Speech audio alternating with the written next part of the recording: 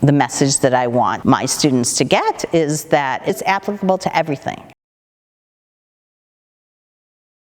Studies have shown that students learn less when they're not taking their own notes. I really just introduce my research to students, but then I also have students introduce the research of other economists to really show students how broad the field of economics truly is and how the skills that you learn as an economics major can really help inform and answer lots of different questions. I think people sometimes think of economics as this very narrow, tiny field, and it truly isn't. They study deep root causes of economic development, factors such as institutions, culture, and religion. I do research on the intersection between work and family. The broader topics of my research are studying unemployment and discrimination in labor markets. I investigate how we use land and look at ways to use land more effectively or in a way that enhances the value that land generates. In general, I'm interested in psychology and economics and how social forces affect economic behavior. Currently, I'm mostly interested in trying to understand how government policies and private markets have shaped the way cities and neighborhoods have developed over time.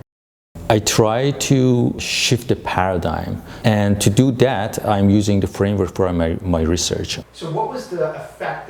I use a lot of statistical techniques in this research. Because I've become quite familiar with those statistical techniques, I can really inform my students when I teach economic statistics courses on the best way to use these methods in terms of answering the question that you're most interested in.